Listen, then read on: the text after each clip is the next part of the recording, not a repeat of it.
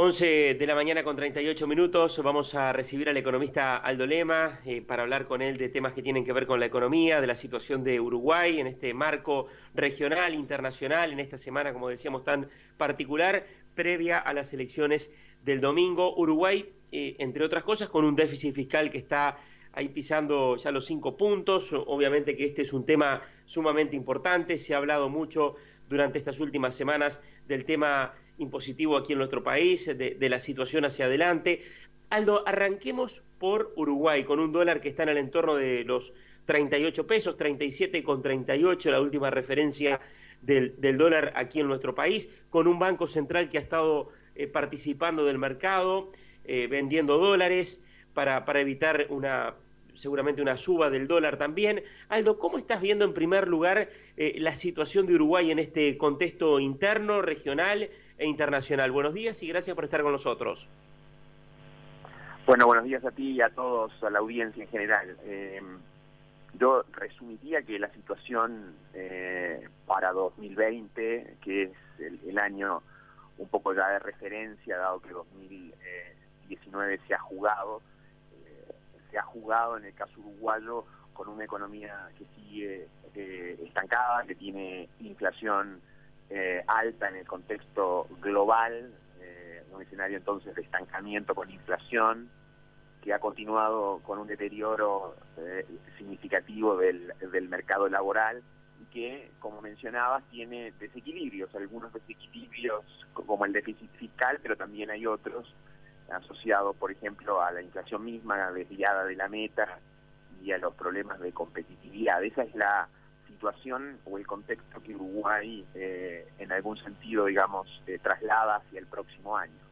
Y el próximo año se agregan desde el escenario externo, por una parte, una economía mundial que no necesariamente se va a reacelerar, que probablemente va a tener un ritmo de crecimiento parecido al de este año.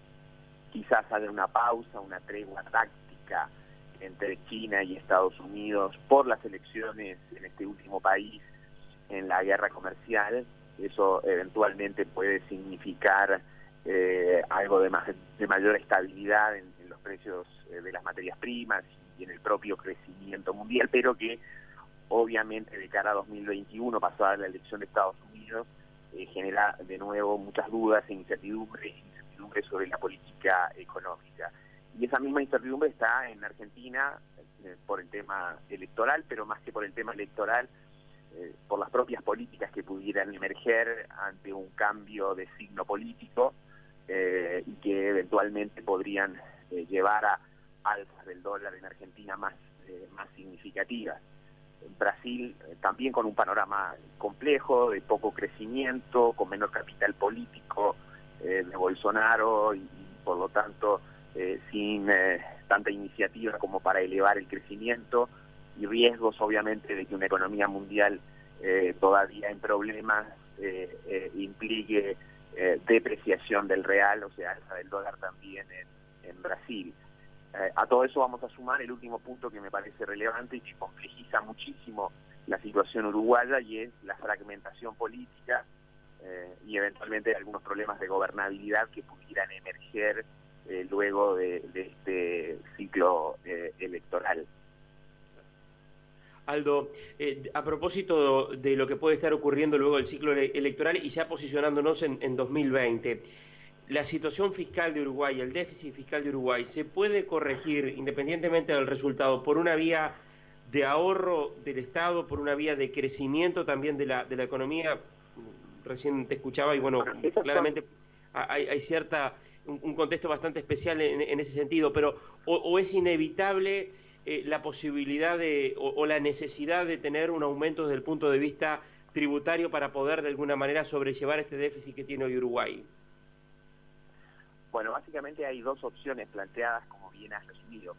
Por un lado, está quienes plantean de que puede haber un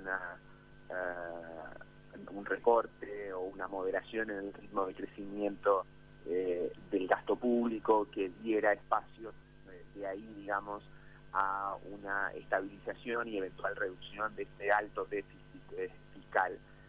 Y por otro lado está la visión o el planteo que se hace de que el crecimiento por sí solo va a ayudar a ir corrigiendo las cuentas públicas. A mí me parece que las dos visiones, los dos planteos, son en algún sentido utópicos, porque es muy difícil ya en el 2020 con una política fiscal que tiene bastante predeterminada de este año, lograr cambios significativos en el gasto. No olvidemos que el ajuste de salarios públicos, por una parte, que regirá desde enero, básicamente define una parte relevante del aumento de gasto público para todo el año, y también que el reajuste de las pensiones y jubilaciones también viene definido por el crecimiento de los salarios de este año. Por lo tanto, el margen de maniobra por el lado del gasto público es reducido, teniendo en cuenta además que la inversión pública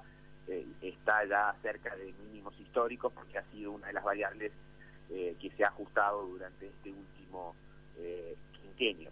Por otro lado, en las opciones del crecimiento como variable que ayudará a una mayor recaudación, evidentemente que puede haber alguna recuperación en el crecimiento asociado fundamentalmente a las inversiones ligadas a UPM, a la nueva planta de UPM, y a la propia construcción, digamos, de la planta más adelante, pero esa perspectiva de crecimiento o esa incidencia en materia del crecimiento de esas inversiones tiende a ser bastante acotada. O sea, uno diría que no necesariamente Uruguay va a cambiar la tasa de crecimiento que tuvo en el último quinquenio, que fue más cercana al 1,5%, en los próximos 2 o 3 años, aún incluyendo el efecto de UPM, de manera que tampoco es esperable, si no ocurrió en este último quinquenio, que ocurra en el próximo o en los próximos 2 o 3 años una recuperación de los ingresos tributarios asociados todavía a un crecimiento que parece más bien mediocre. Uruguay necesitaría recuperar crecimiento a tasas bastante más significativas para que la recaudación tributaria empezara a tener un impacto mayor en el déficit. Así que la tercera opción que tú deslizabas y que hoy no ha estado en las agendas, al menos explícitamente, es que eventualmente podríamos sí tener una alza tributaria, una alza de algunos impuestos durante el próximo año, porque justamente para abordar el problema fiscal, sobre todo en este contexto global tan complejo y regional también, evidentemente que una pata de la mesa, digamos, o un pilar de la mejora en materia fiscal pasa por reducir el déficit en lo inmediato, o sea, ya hacia 2020-2021. Como es tan difícil 2020, probablemente será quizás más hacia 2021. Esa es una de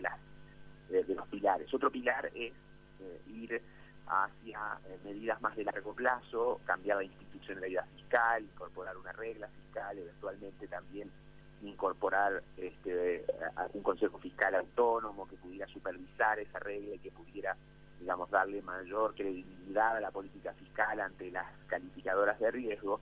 Y por último, algunas reformas que complementen, aunque no necesariamente corrijan el déficit en lo inmediato, pero que complementen esa sostenibilidad fiscal de largo plazo. O sea, ese pilar pasa fundamentalmente por la reforma en la seguridad social y eventualmente también reforma en las empresas públicas. Ese sería, digamos, probablemente un programa razonable que no descarta evidentemente esos impuestos para enfrentar, digamos, el mayor desafío que tiene Uruguay, porque avanzar en el quinquenio con un riesgo fiscal significativo, descansando en las tasas bajas a nivel global o que ese financiamiento va a estar disponible, es evidentemente muy riesgoso y puede pasar perfectamente que las tasas de interés reboten en el mundo, que el financiamiento para América Latina se haga aún más escaso, y eso evidentemente